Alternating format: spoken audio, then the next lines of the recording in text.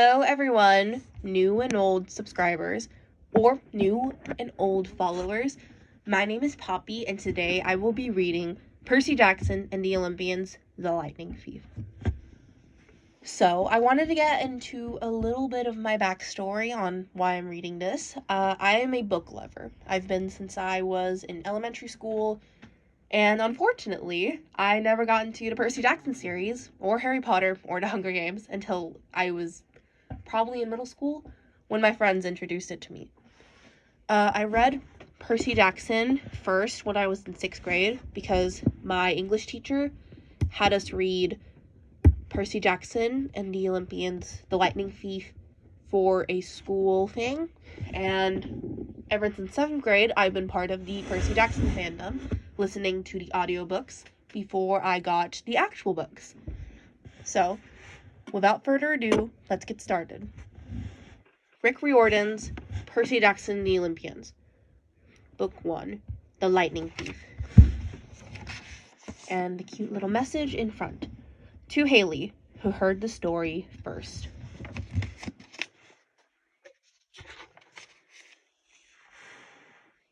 Also, a little side note, I will be drinking a lot of water because my mouth gets dry. So if I take weird pauses, it's because I'm drinking water. So stay hydrated. Look, I didn't want to be a half-blood. If you're reading this because you think you might be one, my advice is close this book right now. Believe whatever lie your mom or dad told you about your birth and try to lead a normal life. Being a half-blood is dangerous. It's scary. Most of the time, it gets you killed in painful, nasty ways. If you're a normal kid, reading this because you think it's fiction, great. Read on. I envy you for being able to believe that none of this ever happened. But if you recognize yourself in these pages, if you feel something stirring inside, stop reading immediately. You might be one of us. And once you know that, it's only a matter of time before they sense it too, and they'll come for you. Don't say I didn't warn you.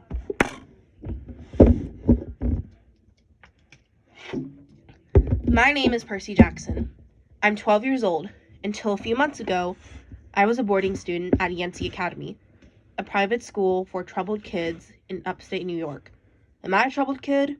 Yeah, you could say that. I could start at any point in my short, miserable life to prove it.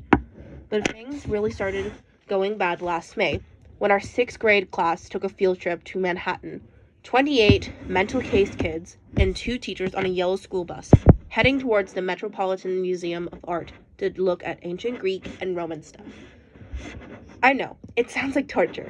Most Yancey field trips were, but Mr. Brunner, our Latin teacher, was leading the trip, so I had hopes. Mr. Brunner was this middle-aged guy in a motorized wheelchair. He had thinning hair and a scruffy beard, and a frayed tweed jacket, which always smelled like coffee. You wouldn't think he'd be cool, but he told stories and jokes and let us play games in his class. He also had this awesome collection of Roman armor and weapons, so he was the only teacher whose class didn't put me to sleep. I hoped this trip would be okay. At least, I hoped that for once I wouldn't get in trouble. Boy, was I wrong. See, bad things happen to me on field trips. Like at my 5th grade school, when we went to the Saratoga battlefield, I had this accident with the Revolutionary War cannon. Oopsies. I wasn't aiming for the school bus, but of course I got expelled anyway. And before that, at my 4th grade school, when we took a behind-the-scenes tour of the Marine World Shark Pool, I sort of hit the wrong lever on the catwalk, and our class took an unplanned swim. And the time before that, well, you get the idea. This trip, I was determined to be good. All the way into the city, I put up with Nancy Bobofit, the freckly, red-headed kleptomaniac girl, hitting my best friend, Grover, in the back of the head with chunks of peanut butter and ketchup sandwich. A little thing I'm gonna say, that's disgusting. Grover was an easy target. He was scrawny. He cried when he got frustrated. He must have been held back several grades, because he was the only 6th grader with acne and the start of a wispy beard on his chin. On top of all that, He was crippled. He had a note excusing him from PE for the rest of his life because he had some kind of muscular disease in his legs. He walked funny. Like every step hurt him. But don't let that fool you. You should have seen him run when it was enchilada day in the cafeteria. Anyway, Nancy Bobbitt was frying wads of sandwich that stuck in his curly brown hair. And she knew I couldn't do anything back to her because I was already on probation. The headmaster had threatened me with death by in-school suspension if anything bad, embarrassing, or even mildly entertaining happened on this trip. I'm gonna kill her, I mumbled. Grover tried to calm me down. It's okay. I like peanut butter. He dodged another piece of Nancy's lunch. That's it. I started to get up, but Grover pulled me back to my seat. You're already on probation, he reminded me. You know who'll get the blame if anything happens. Looking back on it, I wish I'd decked Nancy Bobbitt right then and there. In-school suspension would have been nothing compared to the mess I was about to get myself into. Mr. Brunner led the museum tour. He rode up in front in his wheelchair, guiding us through the big, echoey galleries, past marble statues and glass cases full of really old black and white pottery. It blew my mind that this stuff had survived for 2,000, 3,000 years. He gathered us around a 13-foot tall stone column with a big sphinx on the top, and started telling us how it was a grave marker, a stele, for a girl about our age. He told us about the carvings on the sides. I was trying to listen to what he had to say, because it was kind of interesting. But everybody around me was talking, and every time I told them to shut up, the teacher chaperone, Mrs. Dodds, would give me the evil eye. Ew. Mrs. Dodds was this little math teacher from Georgia who always wore a black leather jacket, even though she was 50 years old. She looked mean enough to ride a Harley right into your locker. She had come to Yancey halfway through the year when our last math teacher had a nervous breakdown. From her first day, Mrs. Dodds loved Nancy Bobbitt and figured I was devil spawn. She would point her crooked finger at me and say, "Now, honey," real sweet, and I knew I was going to get after-school detention for a month. One time, after she'd made me erase answers out of an old math workbook until midnight, I told Grover I didn't think Mrs. Dodds was human. He looked at me, real serious, and said, "You're absolutely right." Mr. Bunner kept talking about Greek funeral art. Finally, Nancy Bobbitt snickered something about the naked guy on the stele, and I turned around and said, "Will you shut up?" It came out louder than I meant to. The whole group laughed. Mr. Bunner stopped his story. "Mr. Jackson," he said, "do you have a comment?" My face was totally red. I said, "No, sir." My face was totally... Okay, no. Mr. Brunner, who pointed to one of the pictures on the stele.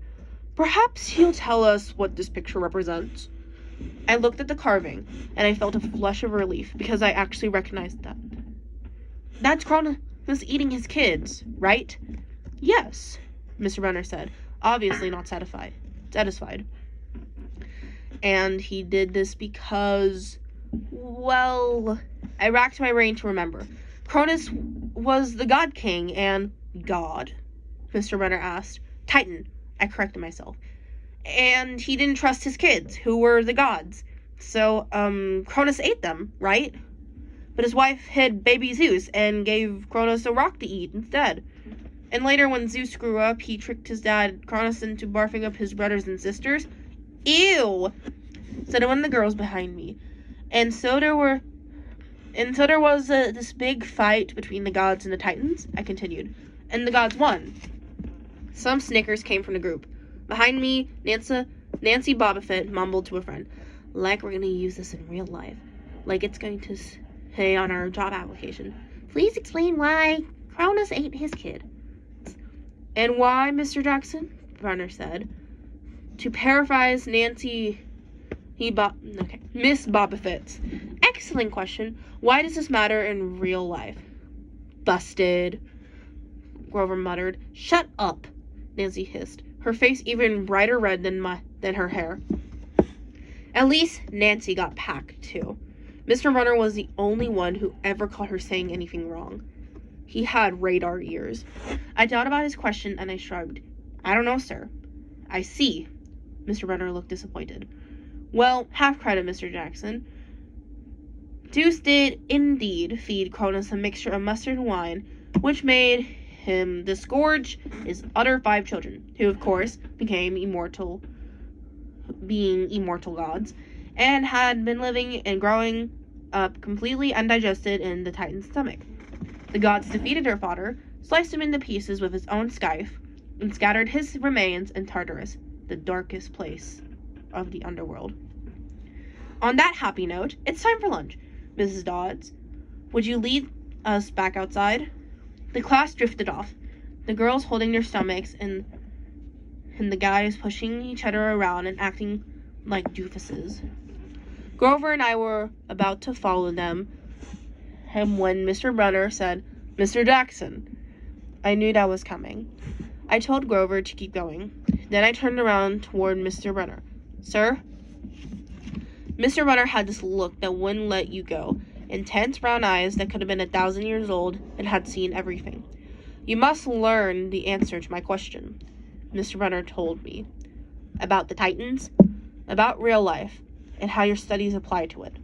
Oh. What you learn from me, he said, is vitally important. I expect you to treat it as such. I will only accept the best from you, Percy Jackson. I wanted to get angry. This guy pushed me so hard. I mean, sure, it was kind of cool on tournament days when he dressed up in a Roman suit of armor and shouted, What ho! And challenged us, sword point against chalk, to run to the board and name every Greek and Roman person who had ever lived, and their mother, and what god they worshipped. But Mr. Runner expected me to be as good as everybody else, despite the fact that I have dyslexia and attention deficit disorder, and I never made above a C- in my life. No, he didn't expect me to be as good. He expected me to be better. And I couldn't learn all those names and facts, much less spell them correctly. I mumbled something about trying harder, while Mr. Runner took one long, sad look at the stele, like he'd been in at the girl's funeral. He told me to go outside and eat my lunch. The class gathered on the front steps of the museum, where we could watch the foot traffic along Fifth Avenue. Overhead, a huge storm was brewing, with clouds blacker than I'd ever seen over the city. I figured maybe it was just global warming or something, because the weather all across New York State had been weird since Christmas. We'd had massive snowstorms, flooding, wildfires from lightning strikes. I wouldn't have been surprised if this was a hurricane blowing in. Nobody else seemed to notice. Some of the guys were pelting pigeons with Lunchables crackers. Nancy Bobbitt was trying to pickpocket something from a lady's purse, and of course, Mrs. Dodds wasn't seeing a thing. Grover and I sat at the edge of the fountain, away from the others. We thought that if we did that, everybody wouldn't know we were from that school. The school for loser freaks who couldn't even make it elsewhere. Detention? Grover asked. Nah, I said. Not for Mr. Runner. I just wish he'd lay off me sometimes. I mean, I'm not a genius. Relatable. Grover didn't say anything for a while. Then, when I thought he was going to give me some deep, philosophical comment to make me feel better, he said, Can I have your apple? I didn't have much of an appreciation, so I let him take it. I watched a stream of cabs going down Fifth Avenue and thought about my mom's apartment, only a little ways uptown from where we sat. I hadn't seen her since Christmas. I wanted so bad to jump in a taxi and head home. She'd hug me and be glad to see me, but she'd be disappointed too. She'd send me right back to Yancey, remind me that I had to try harder, even if this was my 6th school in 6 years, and was probably going to be kicked out again. I wouldn't be able to stand that sad look she'd give me. Mr. Runner parked his wheelchair at the base of the handicap ramp. I ate celery while he read a paper hardback novel. A red umbrella stuck hook up from the back of his chair, making it look like a motorized cafe table. I was about to unwrap my sandwich when Nancy Bobbitt appeared in front of me with her ugly friends. I guess she'd gotten tired of stealing from the tourists and dumped her half-eaten lunch in Grover's lap. Oops. She grinned at me with her crooked teeth. Her freckles were orange, as if someone had spray painted her face with liquid Cheetos. I tried to stay cool. The school counselor had told me a million times, count to 10, get control of your temper. But I was so mad my mind went blank. A wave roared in my ears. I don't remember touching her, but the next thing I knew, Nancy was sitting on her butt in the fountain, screaming, "Percy pushed me!" Mrs. Dodds materialized next to us. Some of the kids were whispering, "Did you see the water like it grabbed her?" I didn't know what they were talking about. All I knew was that I was in trouble again.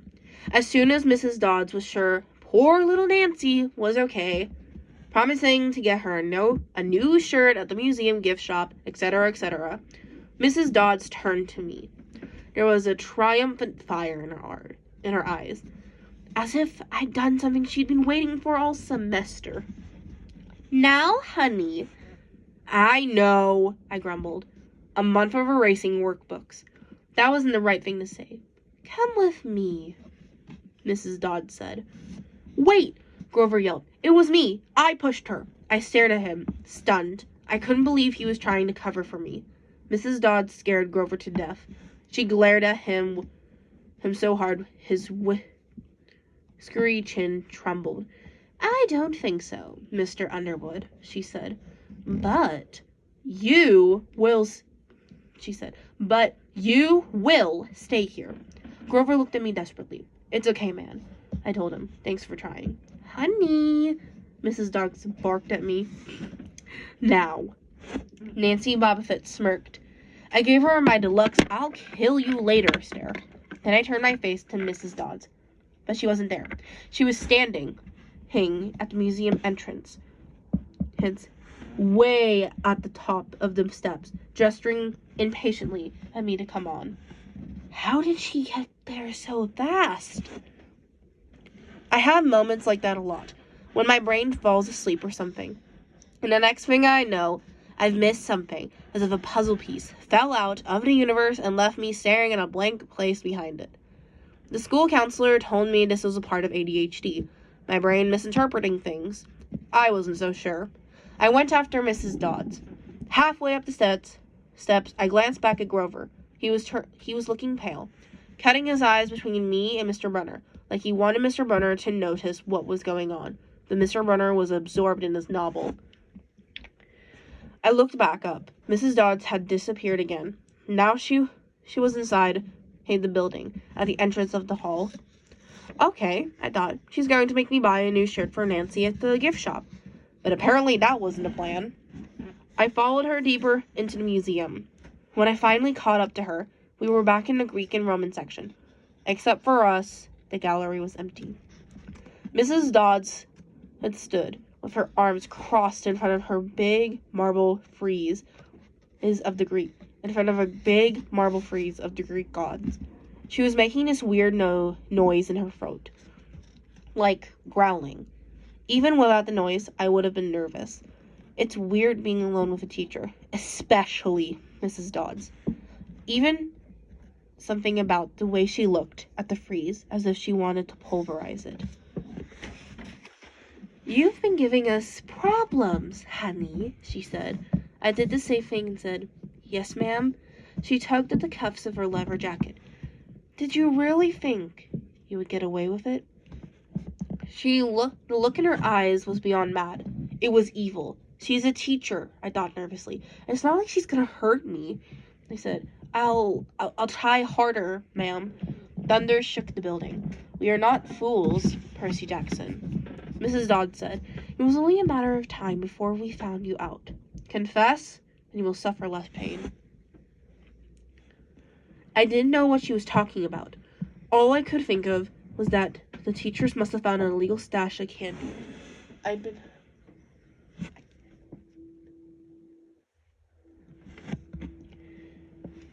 an illegal stash of candy I'd been stealing out of my dorm room. Or maybe he'd realized I got my essay on Tom Sawyer from the internet without ever reading the book, and now they were going to take away my grade. Or worse, they were going to make me read the book. Well, she demanded. Ma'am, your time is up, she hissed. Then the weirdest thing happened. Her eyes began to glow like barbecue coals. Her fingers stretched, turning into talons. Her jacket melted into large, leathery wings. She wasn't human.